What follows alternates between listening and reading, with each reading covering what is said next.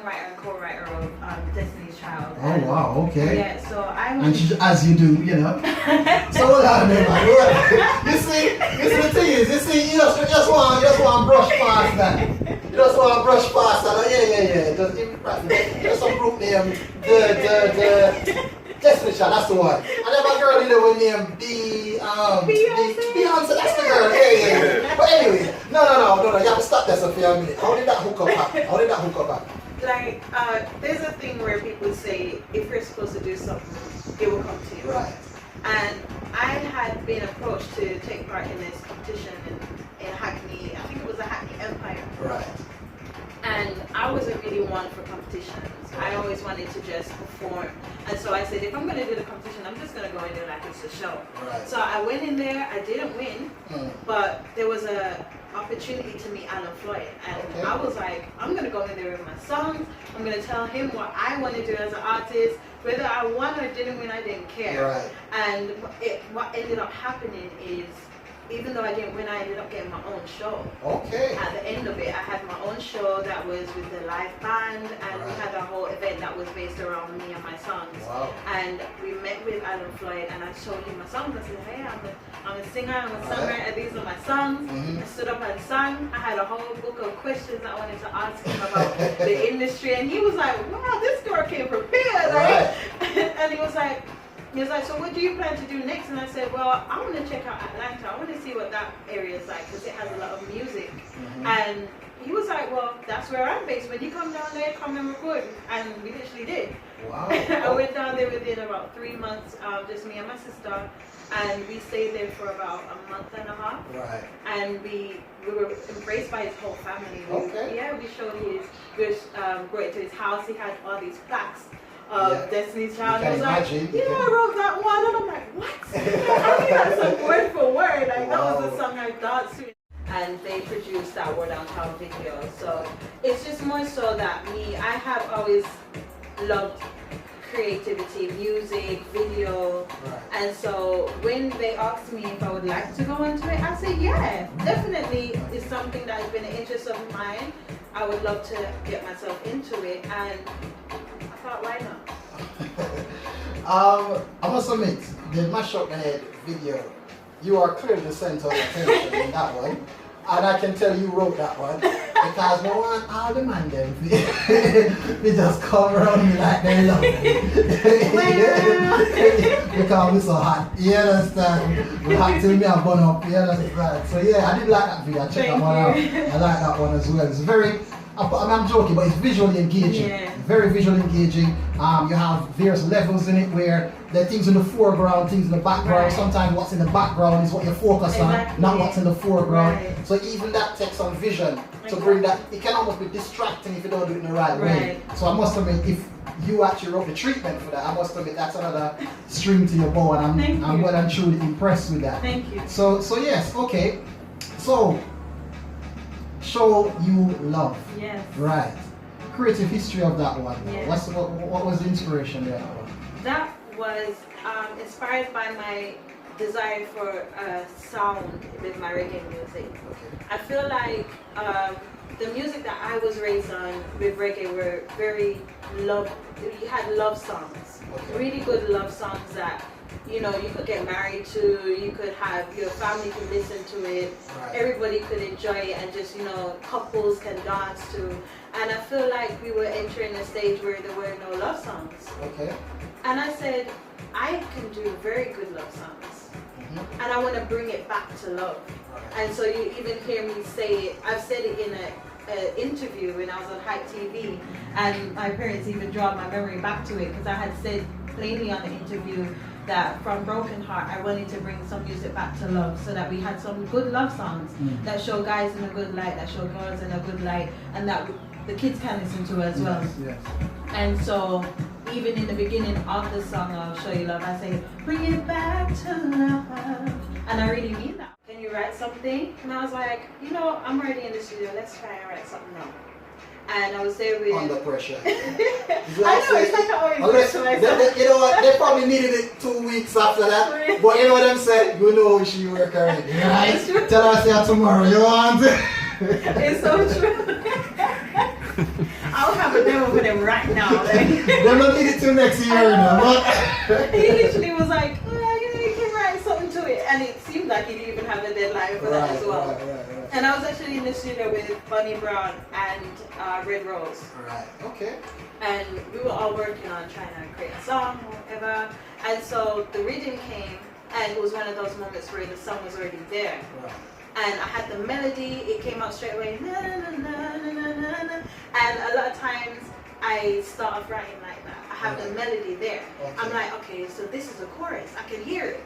But I hear the words sound like this, and I keep pushing and I keep pushing, I keep singing it over and over, and then the lyrics come. Right. And it was one of those songs where I wrote it within about half an hour to 45 minutes. Right. And I remember actually looking at Red Rose's face and Bunny Brown's face like, what just happened here? And so Rory actually went out and he came back in the studio and the song was done. And Right. he was like, so how far have you got? And I said, we can demo it now. Right. I said, really? It's me, yeah, I have the backing vocals in my head, I have everything. Right. And when I recorded it, we actually had that whole song within about an hour demo, written with backing vocals and demo.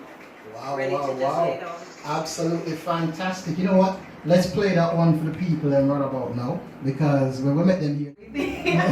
I'm always trying to learn something new, and I'm always trying to use my creativity in any area that I'm put into, especially putting 100% into everything as well. So if the offer is there, like producing, I will do it. But don't bother with the radio thing, you know, because I'm still on my job. That's what I make you know. You understand? I mean, the microphone is nice. You see what I tell you?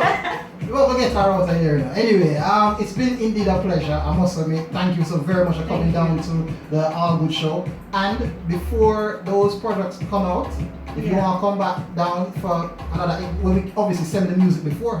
When I was telling the people obviously about, you know, I'm going to be interviewing you earlier on, so I want to get behind the scenes. So obviously you're a singer, not just a singer, you're a songwriter as well. Okay. So let's get behind the artistry of your songwriting. What inspires you to write? You have to go through an experience, or can you just see someone else's experience and write? Or what's your mojo for writing? My inspiration can come in various ways. When I first started songwriting, I literally drew from other experiences. I started writing from a very young age, and I was always given this title of very young but with the emotion of an adult. I used to sing like Toni Braxton songs, and people say, I don't understand. I don't understand how she's so young and she's like relating to such deep love songs, and that was really where I started from. I would literally watch like an EastEnders episode, and you wanna go somewhere. Like that was the first song I ever was taught. Oh wow, okay. And I was like 4, and you had to stand in your and you had to sing it properly, on key and everything, right? From that little age. Right. And it was from then, and when I said around 6 years old, that I said to my parents, I said, you know, I really want to be a singer. Okay. And I had this like elaborate, detailed plan on how it was going to be. I had it as you do, exactly. They have it all mapped out. Yeah, you know, it's gonna work just like this, literally, and that. I had everything. Right, I mean, I even told my school teachers, and they said, you know, she says that she's gonna be a singer. Right. And you know, we just need her to not sing so loud in the class. Art. A lover's rock vibe, and you know, says from the girl Sabrina Diva, Sly Robbie, Roy Baker, and Tune. I hope you love it.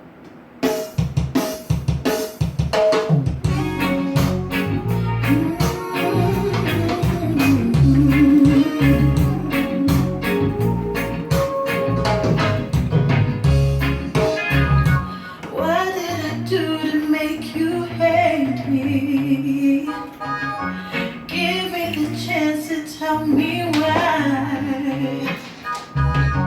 What did I say to make you leave me?